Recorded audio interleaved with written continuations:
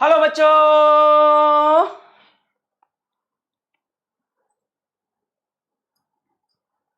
Hello बच्चों, क्या हाल है?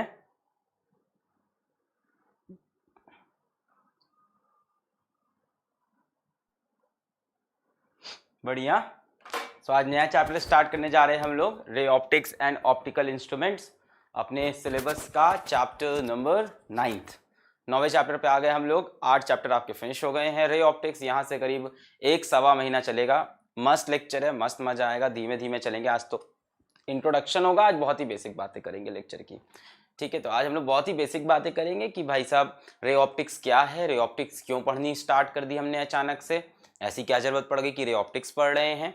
रे ऑप्टिक्स के अंदर हम लोग को क्या क्या पढ़ना है बच्चों? इस पूरे चैप्टर के अंदर आपको रिफ्लेक्शन और रिफ्रैक्शन को इन डिटेल में पढ़ना है, कि जिसको रिफ्लेक्शन और रिफ्रैक्शन को, अब उसमें डिफरेंट डिफरेंट आपके सामने इंस्ट्रूमेंट्स आते जाएंगे। कभी आपके सामने प्लेन मिरर होगा, कभी आपके सामने स्फेरिकल मिरर्स होंगे, कॉनकेव मिरर, कॉन्वेक्स मिरर।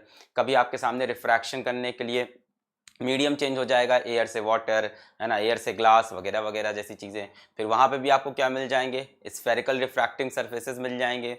ठीक है, तरह तरह के आपको वहाँ पे लेंसेज मिलना स्टार्ट हो जाएंगे। उसके बाद आपको रिफ्रैक्शन का एक फिनोमेना और समझना होगा, ग्लास प्रिज्म के थ्रू। एक और बड़ा स्पेशल केस होता है रिफ्लेक्शन का, टोटल इंटरनल रिफ्लेक्शन। और उसके बाद कुछ ऑप्टिकल इंस्ट्रूमेंट्स भी हम लोग को अच्छे से पढ़ने होते हैं, लाइक टेलीस्कोप, माइक्रोस्कोप, ये सारी चीज़ें हमें कवर करनी है। ठीक है, तो काफ़ी डिटेल में चलेंगे और काफ़ी धीमे धीमे चलेंगे। ढेर सारी डीपीपीज आप सॉल्व करेंगे। हाँ, डीपीपी के सोल्यूशन हो सकते हैं कि यहाँ से रे ऑप्टिक्स के डीपीपी के सोल्यूशन अभिलाष सर के द्वारा आए। अभी आप देखोगे तो आप समझ जाओगे। यकीन बैच के बच्चे उनको बहुत लाइक कर रहे हैं, आपको भी उनका फील मिलेगा, आपको भी बहुत मजा आएगा। क्योंकि डीपीपी सोल्यूशन के लिए मेरे पास टाइम नहीं हो पा रहा है, उस चक्कर में डीपीपीज डिस्कस नहीं हो पा रही है। फॉर एग्जाम्पल आज की डीपीपी रह गई है, बट आज की डीपीपी मैंने रात में भी सॉल्व करके आपको देनी है। तो इस तरह से मैं चाहता हूँ रेगुलर डीपीपी सॉल्यूशंस हों। ठीक है, तो हो सकता हो मैं ही आऊँ, अभी कोई श्योर नहीं इस बात पे। जैसे आपसे ऐसी बात करा था। शुरू किया जाए, आज बहुत मजा आने वाला है, स्टार्ट करें। बहुत मजा आएगा रे ऑप्टिक्स में। लंबी सांस, गहरी सांस, शुरू किया जाए नया चैप्टर। 1 2 3। हेलो बच्चों, क्या हाल चाल? बढ़िया एकदम। So I welcome all of you to the Super Lakshya batch for class 12 boards, JEE Mains and NEET। और अभी हम पढ़ रहे हैं रे ऑप्टिक्स, और आज है उसका लेक्चर नंबर 1। बच्चों, लेक्चर नंबर 1 में हम पढ़ेंगे introduction of ray optics and reflection from plane mirror. आज आपको समझ में आएगा कि प्लेन मिरर से रिफ्लेक्शन कैसे होता है, इमेज कहाँ पे बनती है, कितनी दूरी पे बनती है, मिरर रोटेट करने पे क्या हो जाएगा। इस तरह की छोटी छोटी बातें, आज बहुत ही बेसिक बातें करेंगे। शुरू किया जाए। जी हाँ, मेरा नाम है अलक पांडे और हमारा आपका खूबसूरत सा ऐप फिजिक्स वाला। आइए शुरू करते हैं, लेट अस स्टार्ट। सबसे पहले आज हम लोग क्या पढ़ना है बच्चों? इंट्रोडक्शन पढ़ना है। उसके बाद reflection from a plane mirror, reflection from a plane mirror करना है। ठीक है, चलिए स्टार्ट किया जाए। चलो, इंट्रोडक्शन बेटा। Study of light is called optics. बड़ा सिंपल था। ऑप्टिक्स क्या है? Study of visible part of electromagnetic spectrum को हमने ऑप्टिक्स बोल दिया। जब हम visible part of electromagnetic spectrum, जो कि विबग्योर था, उसके बारे में जब पढ़ते हैं तो उसको हम लोग क्या बोलते हैं? ऑप्टिक्स बोलते हैं। जब भी आप लाइट की स्टडी करते हैं तो उसको ऑप्टिक्स बोलते हैं। Light is that part of electromagnetic spectrum which helps us to see objects. बेटा, आपको अभी पिछले लेक्चर में ही इलेक्ट्रोमैग्नेटिक स्पेक्ट्रम बताया था। Gamma rays, X rays, UV rays, VIBGYOR, infrared, radio waves, है ना। यहाँ पे एक गायब हो गई ना, इंफ्रारेड, माइक्रोवेव्स, रेडियो वेव्स, है ना। इन्होंने एक गायब कर दी यहाँ पे, अपन लोग बना लेते हैं इलेक्ट्रोमैग्नेटिक स्पेक्ट्रम। और कौन सी होगी? Microwave and then will come radio waves.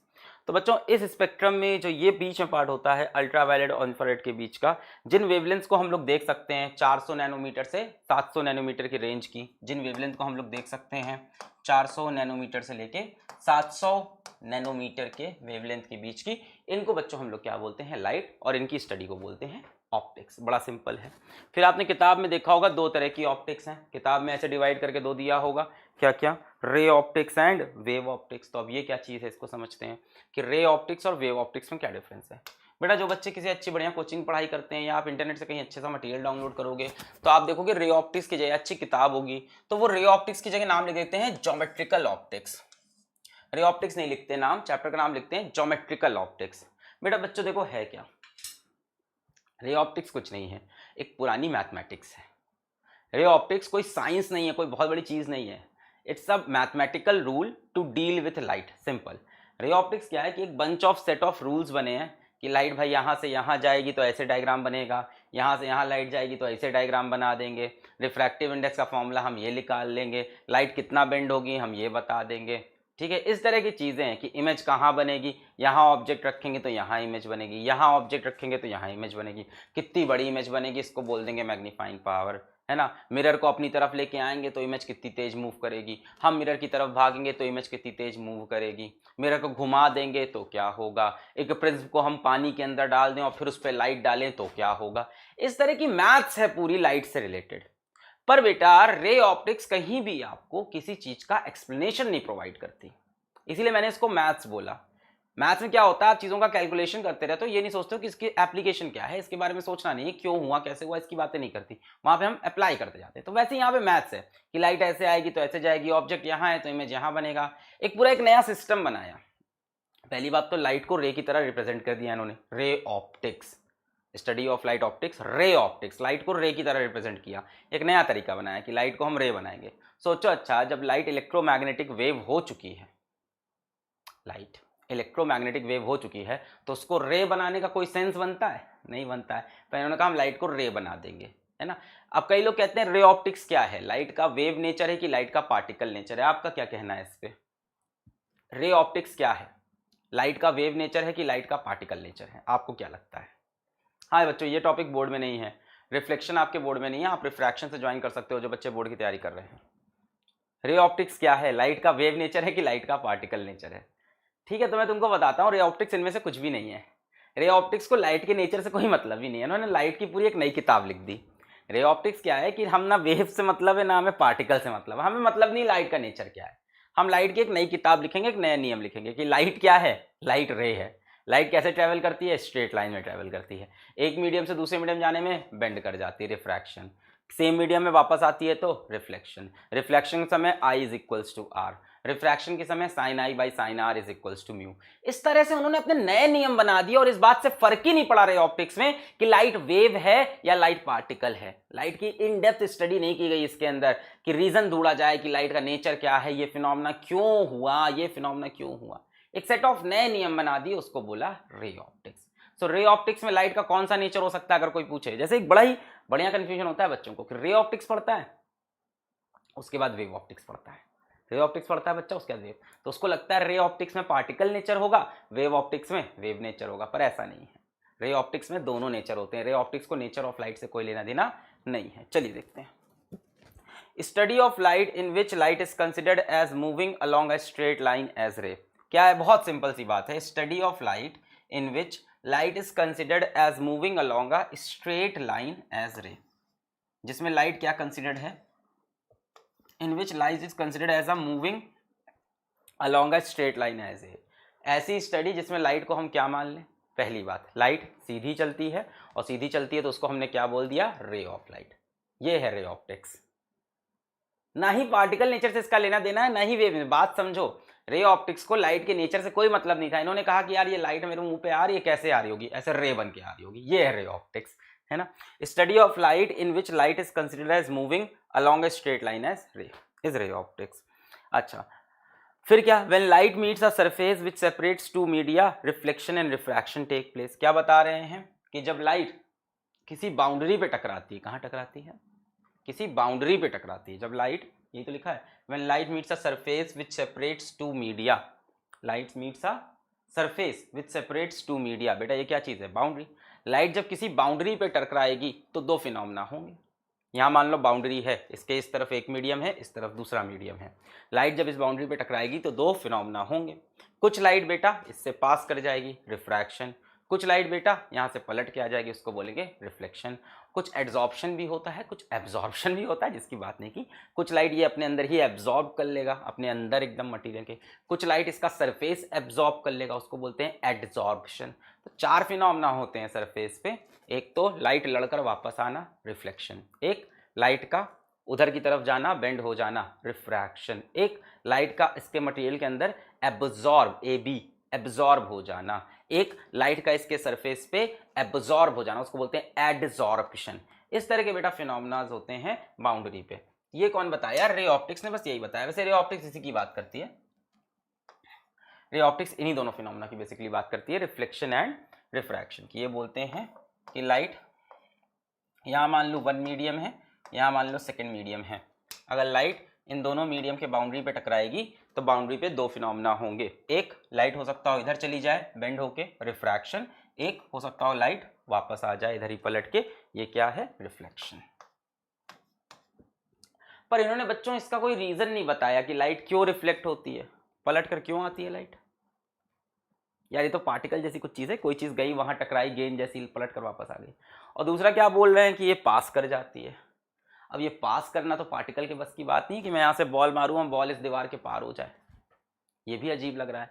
तो इसलिए नेचर के बारे में कोई बात नहीं करते, नेचर के बारे में बात करता है wave optics. Wave optics, wave optics बेटा और थोड़ी समझदार वाली स्टडी और डेप्थ वाली स्टडी। ये आप कह सकते हो किसके लिए? ये एप्लीकेशन है कि ऐसे ऐसे होता है, ऐसे ऐसे कर देंगे तो ये बन जाएगा, है ना। किसी की आंख खराब है, उसको दूर का ऑब्जेक्ट नहीं दिख रहा है, तो उसको उठा के हम क्या फिक्स कर देंगे? कॉनकेव लेंस फिक्स कर देंगे, उसको सब दिखाई पड़ने लगेगा। सिंपल सोल्यूशन देते हैं, है ना। अब क्या है, क्यों लाइट बेंड हो रही है, क्यों रिफ्रैक्शन हो रहा है, ये सब कौन एक्सप्लेन करेगा? Wave optics.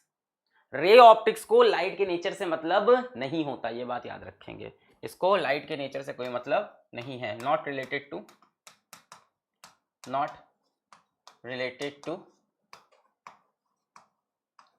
Nature of light. Nature of light से इसको कोई लेना देना नहीं। वेव ऑप्टिक्स की बात करें, इसको लेना देना है।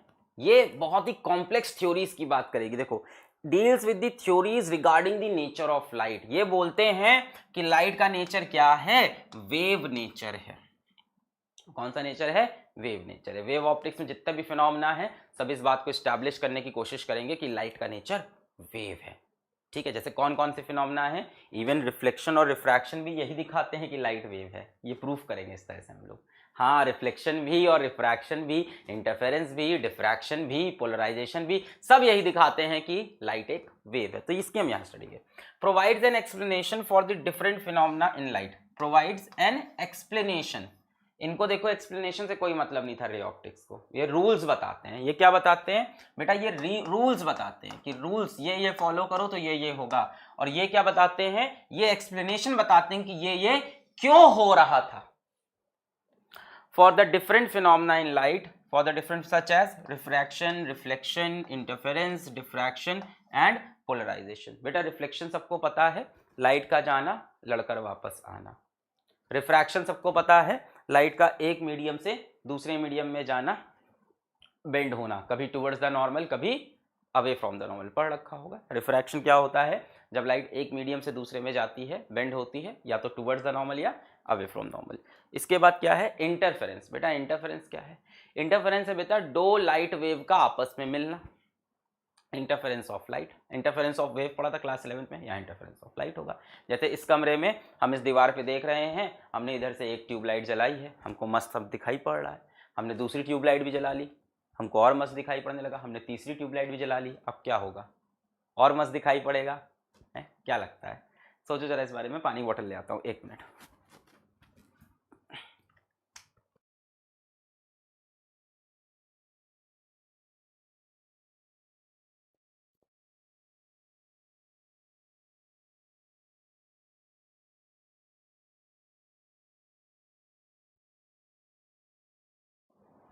हाँ, क्या बता रहा था मैं?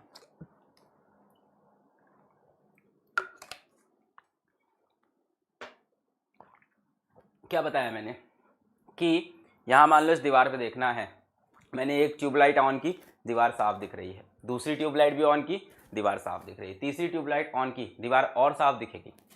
गारंटी नहीं है इसकी गारंटी नहीं है। कई बार क्या होता है, रूम में आप नंबर ऑफ लाइट्स बढ़ाओगे और रूम के किसी किसी कोने में लाइट कम होने लगेगी। मेरे साथ तो ये पर्सनली बहुत हुआ है भाई। मैंने ये सेटअप बनाने में कितनी मतलब मेरे यूट्यूब पे वीडियोस देखो, मैंने कहाँ से कहाँ तक स्ट्रगल किया है इस सेटअप बनाने में। मैंने कई बार सामने यहाँ लाइट लगा दी, यहाँ पे 3 लाइट, तो मैंने देखा बढ़िया है, बोर्ड सही है। मैंने कहा इधर से 2 और लगा देते हैं, बोर्ड पे काला होने लग गया। मैंने कहा अच्छा ऊपर 2 लाइट और लगा देते हैं, बोर्ड थोड़ा चमका। मैंने कहा इधर से 1 लाइट हटा देते हैं, बोर्ड और चमक गया।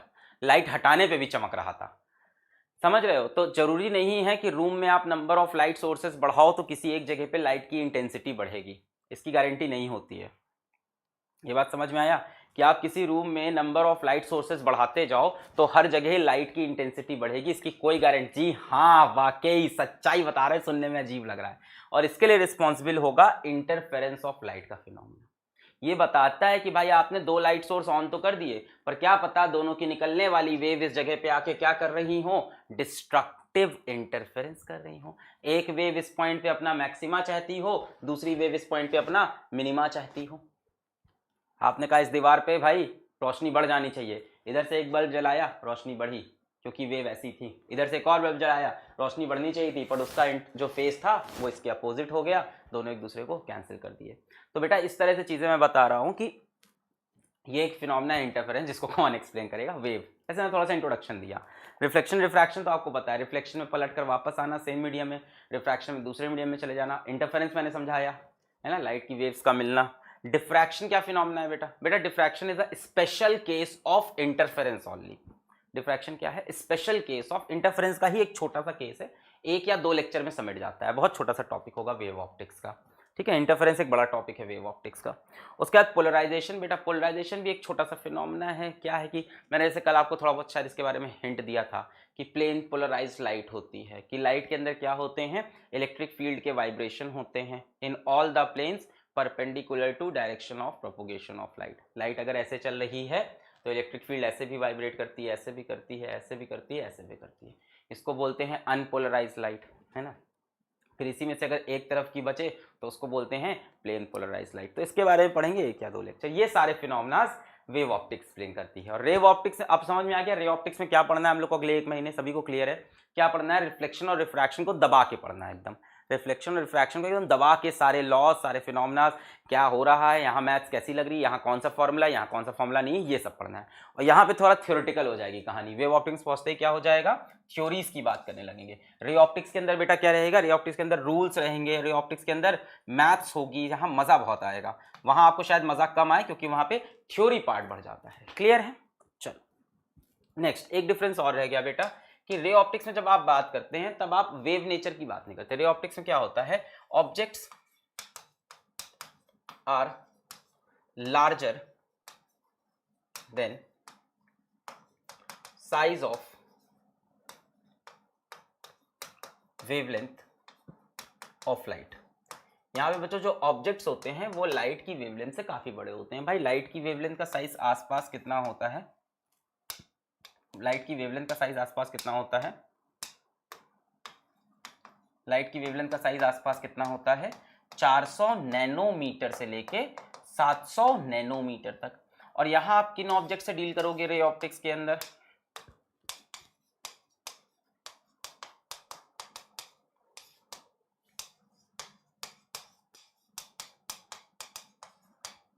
रे ऑप्टिक्स में बेटा आप किन ऑब्जेक्ट से डील करोगे, आप डील करोगे मिरर से, तो मिरर्स तो बड़े बड़े होते हैं। आप डील करोगे लेंसेज से, लेंसेज भी इतने छोटे थोड़ी ना होंगे कि नैनोमीटर में चले जाएं। आप डील करोगे प्रिज्म से, तो प्रिज्म इतना छोटा थोड़ी ना होता है कि नैनोमीटर्स में चले जाए। तो यहाँ आप उन चीज़ों बेटा डील करने वाले हो, हाँ 750 ले लो अप्रॉक्स बताया। आप यहाँ बेटा उन चीज़ों से डील करने वाले हो जो चीज़ें लाइट की वेवलेंथ से बहुत बड़ी हैं, इसलिए यहाँ वेव नेचर का कोई मतलब नहीं होता है ना। आप यहाँ ये मान सकते हो light travels in straight line. आप क्या मानते हो, light travels in straight line, जबकि वहां ये बात सच नहीं हो सकती, लाइट वहां पे वेव के फॉर्म में ट्रेवल करती है। यहां पे आप किससे डील करोगे, यहां पे आप डील करोगे objects are comparable, objects are comparable to size of wavelength of light, है ना। जैसे फॉर एग्जांपल बेटा आप यहाँ पे डील करते हो एक डबल स्लिट एक्सपेरिमेंट से। दुनिया का सबसे फेमस एक्सपेरिमेंट है, जिस बहुत बड़ी बड़ी डिस्कवरी जिसने कर रखी, जिसने सिद्ध किया कि लाइट के पास वेव नेचर है, Young's double slit experiment, slit 1 और स्लिट 2। बेटा इस स्लिट का मतलब होता है होल। तो बेटा ये जो होल होते हैं इनका डायमेंशन बहुत छोटा होता है लाइट की वेवलेंथ के पास, इस तरह से। तो जब आप वेव ऑप्टिक्स की बात करोगे तो मजा आ रहा है, समझ में आ रहा है बेटा। ये सब पॉसिबल हो पा रहा है क्योंकि हम लोग ये टॉपिक बहुत बार पढ़ा चुके रहते हैं, तो हम लोग को आगे पता है कि क्या होने वाला है, इसलिए हम लोग पहले से आपको पूरा इमेजिन कराते हैं, पूरा एक आपके सामने एक भूमिका सेट करते हैं। भूमिका कौन है, वाला भूमिका नहीं। कई लोग को लग रहा है कि मैं बोर हूं, मैं टायर्ड हूं, ऐसा कुछ नहीं है। ऐसा कुछ नहीं, स्टिल हूँ मैं इस टाइम दिमाग से। मैं आपको चाहता हूँ आपको पूरा एक आइडिया लगे क्या हो रहा है, यहाँ से कितनी कहानी चलने वाली है आगे, ये आपको समझ में आएगा। क्लियर है? Objects are comparable to size of wavelength of light. अभी क्या होता है ना, कई बार एनर्जी में जब उछलने लगते हैं ना तो उसमें ये बातें निकल जाती हैं तेजी से, फिर रिपीट रिपीट रिपीट होता है, इसलिए एकदम प्यार से समझा रहे हैं। क्लियर है? Objects are comparable to size of wavelength of light, यहाँ पे ऑब्जेक्ट स्मॉल। तो ये थी रे ऑप्टिक्स की भूमिका। आप स्टार्ट करते हैं सम डेफिनेशंस बेटा, छोटी छोटी चीजें। रे क्या होता है सभी को पता है। The path along which light travels is called ray. They are represented by straight lines which arrows directed towards the direction of travel of light. अगर बेटा लाइट ऐसे जा रही है तो हम लोग रे ऐसे बनाते हैं। क्लियर है सभी को? ये रे हो गई। और क्या होता है, एक बीम होता है। बीम क्या होती है, बंडल ऑफ रेस को हम लोग बीम बोलते हैं। बीम तीन प्रकार की होती है, बीम पैरेलल हो सकती है, बीम डाइवर्जेंट हो सकती है और बीम कन्वर्जेंट हो सकती है। बीम क्या होती है बच्चों, जब ढेर सारी रेस हो। ये हो गई पैरेलल बीम, ये हो गई डाइवर्जेंट बीम, और यहां बना देते हैं कन्वर्जेंट बीम। ये हो गई, समझ में आ गया? Divergent when it rays spread out from a point, इस पॉइंट से स्प्रेड आउट हो रही हैं, spread out from a point, divergent. And convergent when it rays meet at a point, यहां सारी रेज एक पॉइंट पे मिल रही हैं, इसको बोला कन्वर्जेंट। क्लियर है? एक बच्चा कह रहा है समझ में नहीं आ रहा है। अभी मैंने बेटा कुछ समझाया ही कहाँ, अभी तो मैं कहानियां सुना रहा था, दादी नानी की लोरियां।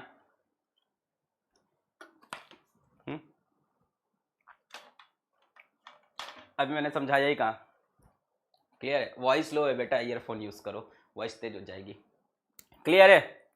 सो बीम क्या होती है बेटा, बंडल ऑफ रेज होती है। यहाँ अगर साथ साथ बनी हुई है तो पैरेलल हो जाएंगी, ऐसे खोल के बनी हुई है, फ्रॉम अ पॉइंट निकल रही है तो डाइवर्जेंट हो जाएंगी, टू द पॉइंट जा रही है तो उसको कन्वर्जेंट बोलेंगे। क्लियर? Next, basic laws. बेटा ये बेसिक लॉज ऐसे हैं जो हमेशा लगेंगे बेटा, ये ऑलवेज फॉलो होंगे, चाहे आपके पास जैसा भी सरफेस हो, चाहे आपके पास जैसा भी मटेरियल हो, ये ऑलवेज लगने वाले लॉ होंगे। बेसिक, एकदम बेसिक। इसको आप कॉन्वेक्स मिरर में, कॉनकेव मिरर में, प्लेन मिरर में कहीं भी लगा सकते हो। चलो देखते हैं क्या है बेसिक लॉज हमारे पास। पहला, law of rectilinear propagation of light. Law of rectilinear, rectilinear मतलब होता है बेटा straight line. Propagation of light, rectilinear मतलब स्ट्रेट लाइन।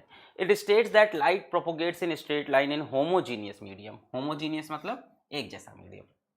अब ये क्या बोल रहे हैं कि अगर लाइट एयर में ट्रैवल कर रही है तो स्ट्रेट लाइन में ट्रैवल करेगी, लाइट अगर वाटर में ट्रैवल कर रही है तो भी स्ट्रेट लाइन में ट्रैवल करेगी, लाइट अगर किसी और गैस में ट्रैवल कर रही है, सपोज कर लो कार्बन डाइऑक्साइड गैस के अंदर के एटमॉस्फेयर में ट्रैवल कर रही है तो स्ट्रेट लाइन में ट्रैवल करेगी, लाइट अगर वैक्यूम में ट्रैवल कर रही है तो स्ट्रेट लाइन में ट्रैवल करेगी, लाइट अगर ग्लास के अंदर ट्रैवल कर रही है तो स्ट्रेट लाइन में ट्रैवल करेगी।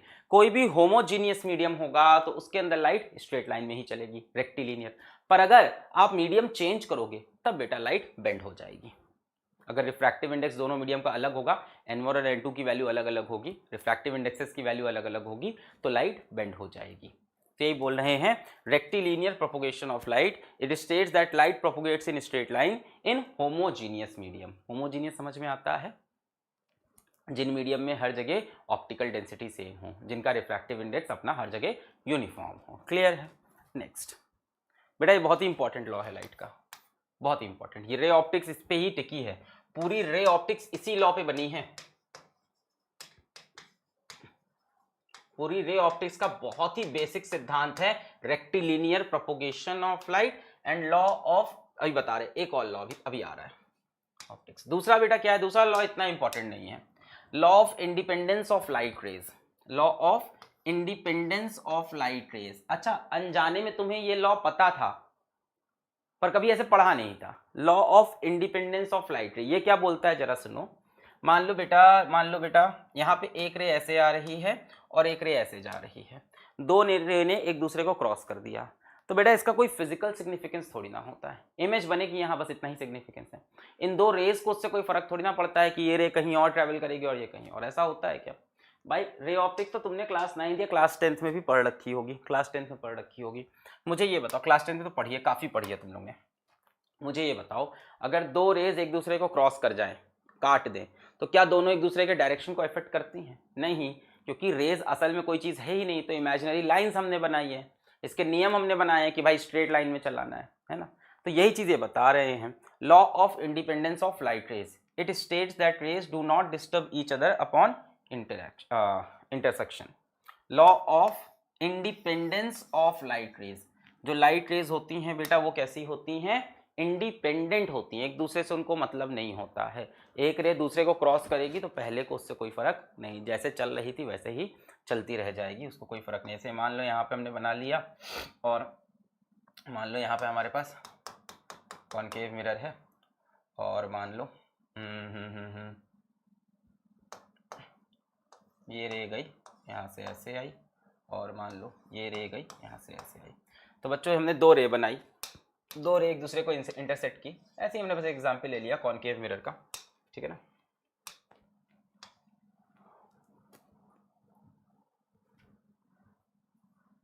एक कॉनकेव मिरर का एग्जांपल ले लिया हमने कि एक रे मान लो ये है और एक रे मान लो ये है।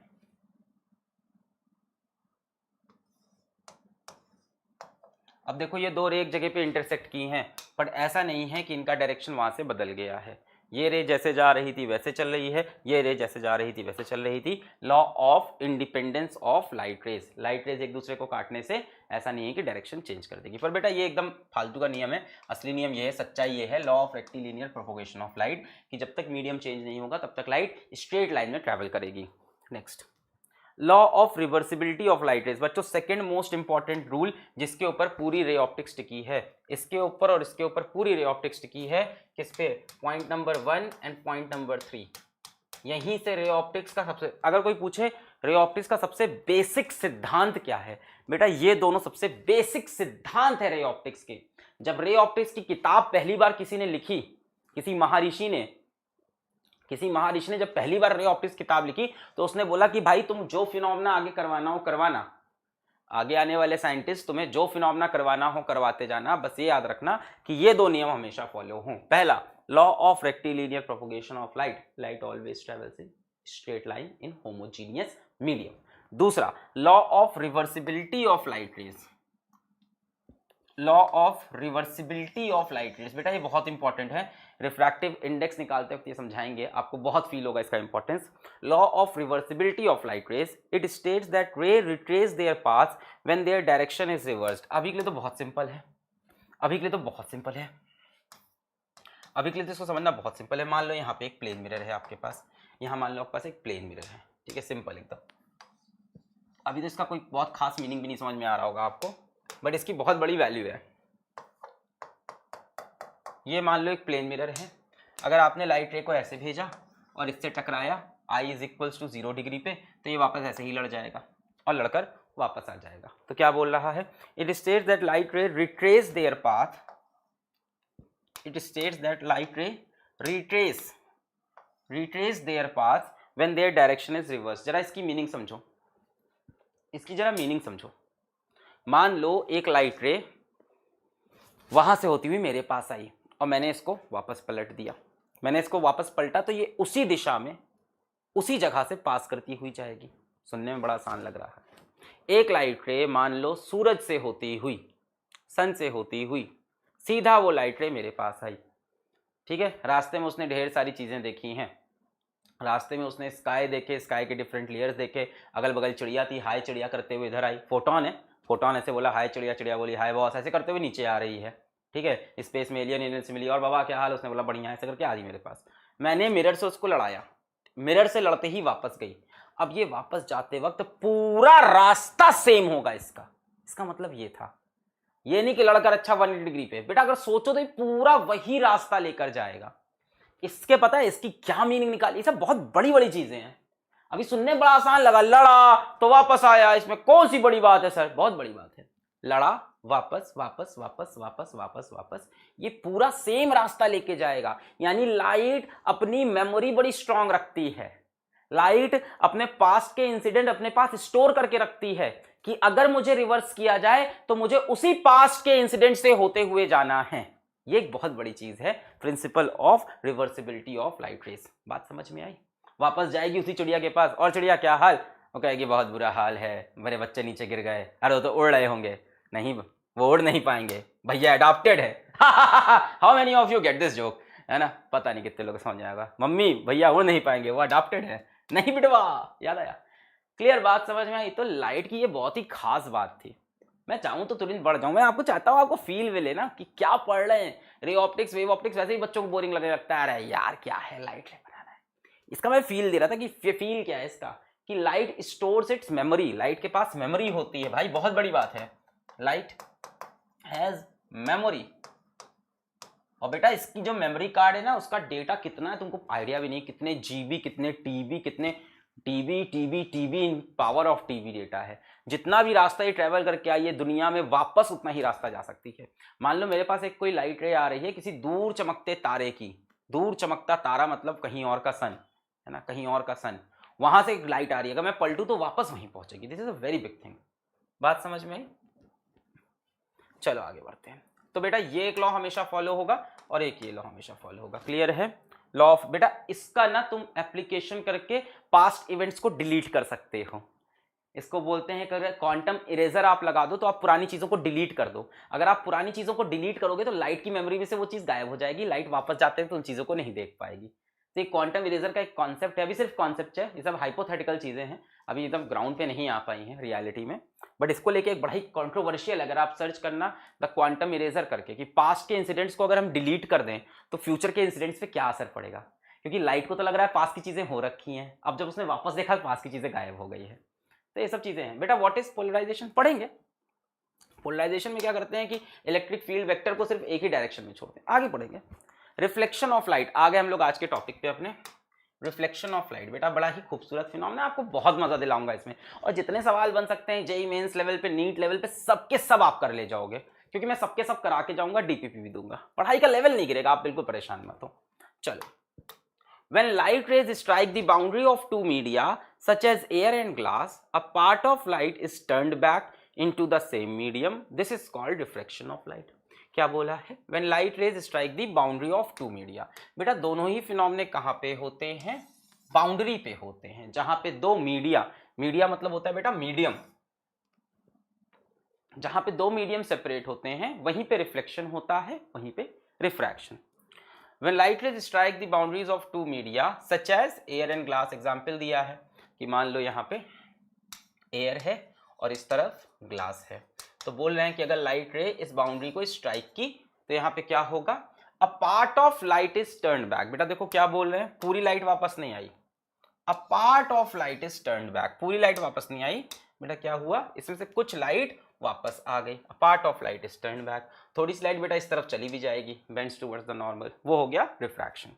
समझ में आया? अ part of light is turned back into the same medium, this is called reflection of light. Clear है? रिफ्लेक्शन में सेम मीडियम में लाइट वापस आती है, पूरी पूरी नहीं आती, पार्ट ऑफ इट वापस आ जाती है। अब डिपेंड करता है किस तरह का सरफेस है। अब यहाँ पे अगर बढ़िया सिल्वर सरफेस होगा तो अप्रोक्सीमेटली 90% लाइट वापस लौट जाती है, सिर्फ 10% बाहर जाती है। अगर यही सरफेस आप बढ़िया सिल्वर सरफेस ले लो, पॉलिश सरफेस ले लो, तो भाई ये बढ़िया रिफ्लेक्शन करेगा, मस्त रिफ्लेक्शन करेगा। तो ये बेटा करीब 90% रेस को रिफ्लेक्ट कर देता है, 7-8% को रिफ्लेक्ट करता है और 2-3% को एब्जॉर्ब भी करता है अपने अंदर। क्लियर हुई बात? नेक्स्ट, ये आपने जरूर देख रखा होगा क्लास 10th में, regular reflection and diffuse reflection, है ना। रेगुलर रिफ्लेक्शन कब होता है? जब आप पॉलिश सरफेस लो, है ना, जब आप पॉलिश सरफेस लेते हो, एकदम स्मूथ सरफेस लेते हो, तब क्या होता है? रेगुलर रिफ्लेक्शन होता है।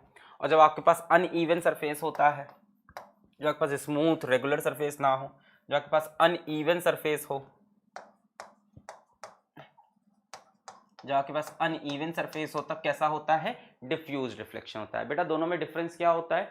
दोनों में डिफरेंस ये होता है कि यहाँ पे रिफ्लेक्टेड रेज पैरेलल होती हैं, यहाँ पे रिफ्लेक्टेड रेज पैरेलल नहीं होती, यही डिफरेंस है। यहाँ पे क्या है? जो रिफ्लेक्टेड रेज हैं वो आपस में पैरेलल हैं, और यहाँ पे रिफ्लेक्टेड रेज आपस में पैरेलल नहीं है, यही डिफरेंस है। ठीक है, अच्छा नेक्स्ट, लॉज ऑफ रिफ्लेक्शन। बेटा ये जिसको नहीं आता वो पता नहीं यहाँ पे क्या खा के आया है, क्या सोच के आया है। लॉज ऑफ रिफ्लेक्शन पूरी दुनिया जानती है, angle of incidence is equals to angle of reflection, और दूसरा लॉ क्या होता है? The incident ray, the normal, the reflected ray lies in the same plane at the point of incidence. इसको जरा समझते हैं, आ जाओ। पहला लॉ, ये लॉ सबने सुना है, कई लोग को समझ में कम आता है, ये लॉ कई लोग को समझ में कम आता है। The incident ray, the normal the reflected ray at the point of incidence, बेटा ये रहा point of incidence, at the point of incidence lies in the same plane, this plane is called the plane of incidence. पढ़ा सबने है, all lie in the same plane. बेटा किस plane में है? All lies in the same plane, किस plane में है बेटा? बच्चा ये किस प्लेन में है ये बताओ? The incident ray, the reflected and the normal at the point of incidence lies in the same plane. बेटा ये प्लेन कौन सा है? हमने रटा था ये सेम प्लेन कौन सा है? किस प्लेन में है बेटा? ये इस प्लेन में है कि ये इस प्लेन में है? ये इस प्लेन में है कि ये इस प्लेन में है? कई लोग का आंसर सही आ गया है कि ये एक्स वाई प्लेन में है, कई लोग कह रहे हैं कि वाई जेड प्लेन में है। बेटा एक प्लेन तो ये हो गया वाई जेड, एक प्लेन ये हो गया एक्स वाई, किस प्लेन में है बेटा? आप ध्यान से देखो, द इंसिडेंट रे ये रही, द रिफ्लेक्टेड रे ये रही, द नॉर्मल ये रही। बेटा सबके सब देखो इस प्लेन के अंदर है, ना कि इस प्लेन में। इस प्लेन में कहाँ है बच्चा? इस पे तो ये ऐसे टकराई, इस पे तो ऐसे टकराई, इधर से ऐसे टकराई और यहाँ से निकल गई। एक्चुअल में तो ये इस प्लेन के अंदर है ना सबके सब, है ना? आप ऐसे कैसे बोल सकते हो कि ये वाई जेड प्लेन में है? देखो अगर आप ये कह रहे हो कि ये इस प्लेन में लाई कर रहे हैं, गलत बात है। ये रे यहाँ पे आई, ऐसे स्ट्राइक की, यहाँ से ऐसे निकल गई। इसके प्लेन में कहाँ हुई? ऐसे स्ट्राइक की, ऐसे निकल गई। असल में ये सब किस प्लेन में है बच्चा? असल में ये सब इस प्लेन के अंदर है, यानी इस प्लेन के परपेंडिकुलर प्लेन, ये वाला प्लेन। लाइट ऐसे आई, देखो अब लाइट इसके अलोंग ऐसे आई, टुक टुक, देखो इसी प्लेन में चल रही है। ये रिफ्लेक्टेड रे इसी प्लेन के अंदर, ये इंसिडेंट रे इसी प्लेन के अंदर, ये नॉर्मल रे इसी प्लेन के अंदर। क्लियर है? ये वाला प्लेन, इस प्लेन को हम लोग क्या बोलते हैं? इस प्लेन का नाम रखा गया है प्लेन ऑफ इंसिडेंस और plane of reflection. Plane clear हो गया कौन सा है? This is the plane. इस प्लेन की बात हो रही, प्लेन ऑफ इंसिडेंस और प्लेन ऑफ रिफ्लेक्शन, इसमें सब लाई करती हैं, ना कि इस प्लेन में। क्लियर है? नेक्स्ट क्या है? The angle of incidence and the angle of reflection are equally. तो बहुत ही लल्लन टाप सी बात की इन्होंने भाई, किसको नहीं पता था? Angle of incidence is equals to angle of reflection. बेटा ये कब होता है? रेगुलर रिफ्लेक्शन में कि डिफ्यूज रिफ्लेक्शन में? बेटा ये फिनोमेना कब होता है? रेगुलर में होता है कि डिफ्यूज में होता है? ये कब होता है? रेगुलर में होता है कि डिफ्यूज में होता है?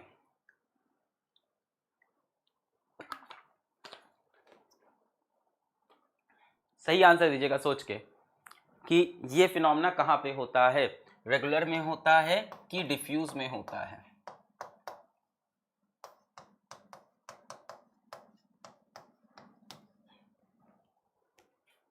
बेटा सही जवाब है ये दोनों में होता है। दुनिया में जहां भी रिफ्लेक्शन होगा, बात सुनिए भाई साहब, लाइन बोलता हूं मैं तो सोच के बोलता हूं, ऐसे नहीं बोलता। दुनिया में जहां भी रिफ्लेक्शन होगा लाइट का, वहां एंगल ऑफ इंसिडेंस और एंगल ऑफ रिफ्लेक्शन हमेशा बराबर होता है। जहां भी रिफ्लेक्शन हो, चाहे वो रेगुलर हो, चाहे वो डिफ्यूज्ड हो, चाहे वो प्लेन हो, चाहे वो कर्व्ड हो, चाहे वो इंक्लाइंड हो, चाहे वो टोटल इंटरनल रिफ्लेक्शन हो, अगर रिफ्लेक्शन होगा तो एंगल ऑफ इंसिडेंस हमेशा एंगल ऑफ रिफ्लेक्शन के बराबर होगा। ये बात सिद्ध है भाई साहब, सिद्ध है। चलो next, the above two laws can be applied to reflecting surfaces which are not even horizontal. The following figures illustrate the point. जरा ये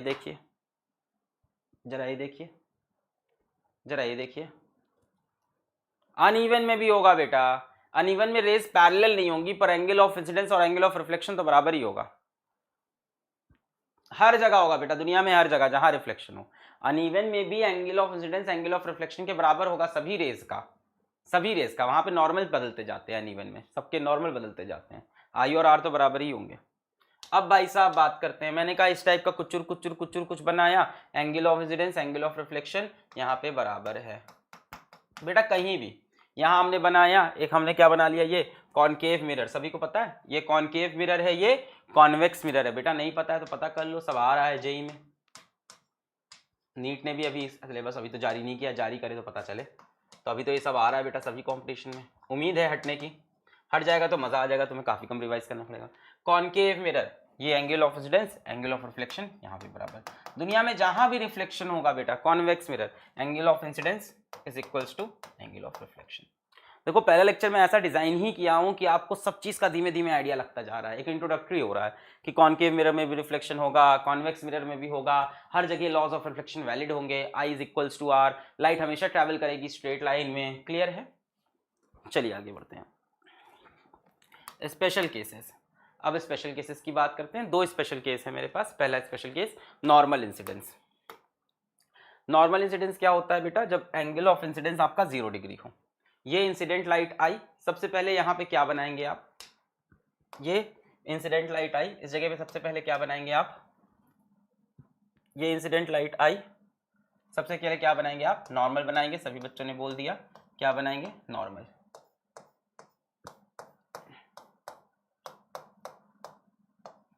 क्या बनाए? नॉर्मल। अब बेटा इंसिडेंट लाइट भी ऐसे ही, नॉर्मल भी ऐसे ही। सबको पता है ना एंगल ऑफ इंसिडेंस क्या होता है? Angle of incidence is the angle between incident ray and normal. तो बेटा आपने ये लाइट कैसे आई है? नॉर्मल इंसिडेंस है। ये लाइट कैसे इंसिडेंट हुई है? ऐसे। आप मुझे ये बताओ यहाँ पे एंगल ऑफ इंसिडेंस क्या होगा? What will be the angle of incidence at this place? Angle of incidence कितना होगा यहाँ पे? एंगल ऑफ इंसिडेंस कितना होगा? 0। सभी को समझ में आता है? भाई साहब आप यहाँ पे नॉर्मल बनाएंगे ऐसे बनेगा, यहाँ पे आप नॉर्मल बनाएंगे ऐसे बनेगा, ये बन गया नॉर्मल। यहाँ पे नॉर्मल ऐसे बना, इंसिडेंट रे नॉर्मल के अलोंग ही है, एंगल ऑफ इंसिडेंस 0, तो पलट कर वापस ही निकल जाएगी, एंगल ऑफ रिफ्लेक्शन भी 0। बेटा बड़ा ही इंपॉर्टेंट केस है ये, इसको यूज करके इमेज फॉर्मेशन हम लोग खटाखट इमेज बनाते हैं। बड़ा ही मस्त रूल है, इमेज फॉर्मेशन बड़ा काम आता है हमको। क्लियर है बात?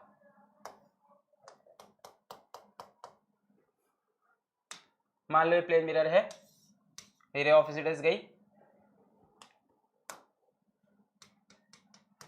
ये normal, angle of incidence 0, angle of reflection भी 0। क्लियर? नेक्स्ट देखिए बच्चों, नेक्स्ट है grazing incidence. Grazing incidence,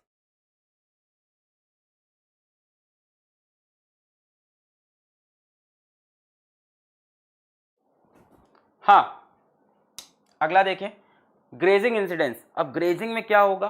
grazing बेटा मिरर को हम लोग टच करते हुए जाएंगे, ग्रेज करते हुए जाएंगे, एकदम छूते हुए जाएंगे, तो ये हो गया ग्रेजिंग इंसिडेंस। ये शायद ना सुना हो आपने, ये थोड़ा अनसुना सा होगा, शायद नॉट हर्ड है, इतना फेमस नहीं है कि नहीं? इतना सुना नहीं होगा। ग्रेजिंग इंसिडेंस, ग्रेजिंग क्या है बेटा? टच करते हुए जाते हैं, एकदम मिरर को छूते हुए चले जाते हैं। छूते हुए चले गए, टेंजेंट बना के चले गए। कैसे चले गए? टेंजेंट बना के चले गए, टेंजेंट बनाकर चले गए। बेटा यहाँ पे अगर हम बात करें नॉर्मल कैसे बनेगा? ऐसे ही बनेगा, ये बन गया नॉर्मल। ये इंसिडेंट रे और नॉर्मल के बीच में एंगल ऑफ इंसिडेंस, बेटा ये देखो छूते हुए, ये मिरर था, इसके ऊपर से ऐसे टच करते हुए रे निकल गई, ये बनेगा नॉर्मल। एंगल ऑफ इंसिडेंस कितना दिख रहा है? 90, एंगल ऑफ रिफ्लेक्शन भी 90। ये वाला ज्यादा पॉपुलर होता है कि लाइट जैसे आएगी पलट कर वापस वैसे ही चली जाएगी। अगर एंगल ऑफ इंसिडेंस 0 होगा तो एंगल ऑफ रिफ्लेक्शन भी 0 होगा। देखो लड़कर वापस चली गई, नॉर्मल और एंगल ऑफ रिफ्लेक्शन। क्लियर? चलो next, show that for a light ray incident at an angle I on getting reflected the angle of deviation is delta is equals to pi minus 2i और delta is equals to pi plus 2i। क्या बताना है हमको? Angle of deviation, angle of deviation की बात करनी है, ठीक है ना? एंगल ऑफ डेविएशन, बेटा एंगल ऑफ डेविएशन क्या होता है?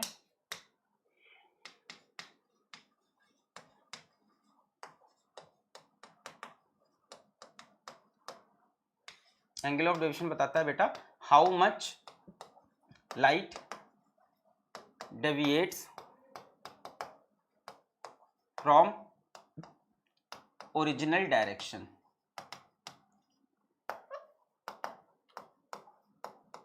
How much light deviated from original direction.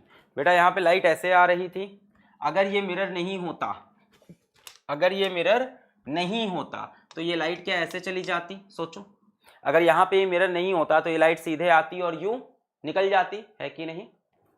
ये लाइट यहाँ से सीधे यूं निकल जाती, है कि नहीं? बिल्कुल निकल जाती, पर मिरर है तो लाइट रिफ्लेक्ट कर गई है। अच्छा, तो बच्चों ये है एंगल ऑफ डेविएशन। मिरर नहीं होता तो लाइट ऐसे निकल जाती पर गई ऐसे, तो ये जितना ये घूम गई इसको बोलते हैं एंगल ऑफ डेविएशन। नहीं समझे? मिरर नहीं होता तो लाइट ऐसे निकलती सीधे, मिरर होने की वजह से लाइट घूम गई, तो कितना अपने ओरिजिनल पाथ से टर्न हो गई, that is angle of deviation. How much light deviated from original direction. बेटा ये लाइट का ओरिजिनल डायरेक्शन है, सुर्र यहां से कितना घूम गई, इतना घूम गई, इसको बोलते हैं एंगल ऑफ डेविएशन डेल। बेटा डेल की वैल्यू कितनी होगी, आओ देखो डेल की वैल्यू कितनी होगी। बेटा ये एंगल ऑफ इंसिडेंस है, इसको अगर आई मान लें तो क्या एंगल ऑफ रिफ्लेक्शन को भी आई मान सकते हैं, दोनों बराबर ही होते हैं मेरे ख्याल से, ये आई तो ये आई। अब बेटा डेल कितना होगा, जरा यहाँ पे देखो पूरा एंगल कितना होगा 180, 180 में से 2i माइनस करो तो डेल आएगा। बोलो बात समझ में आई? डेल क्या है, how much light deviated from original direction. बेटा ओरिजिनल डायरेक्शन ये रहा, ओरिजिनल डायरेक्शन ये रहा, यहां से कितना घूम गई light, how much light deviated from original direction. बेटा यहाँ पे ओरिजिनल डायरेक्शन लाइट का ये है, रिफ्लेक्शन की वजह से इतना घूम गई, इसको बोलते हैं एंगल ऑफ डेविएशन, ओरिजिनल से जितना घूम गई, एंगल ऑफ डेविएशन। अब बेटा मैंने ये कहा कि यहाँ पे एंगल ऑफ इंसिडेंस आई अगर माने तो एंगल ऑफ रिफ्लेक्शन को भी आई मान सकते हैं, दोनों बराबर होते हैं। अब जरा ये स्ट्रेट लाइन देखो, इस स्ट्रेट लाइन पे क्या हम बोल सकते हैं कि del is equals to pi minus 2i। यहां से देखो पाई है 180, देखो ये पूरा एंगल कितना है 180, del is equals to 180 minus 2i। बोलो आएगा? लग रहा है, नहीं लग नहीं रहा है, आना चाहिए, लगना नहीं चाहिए।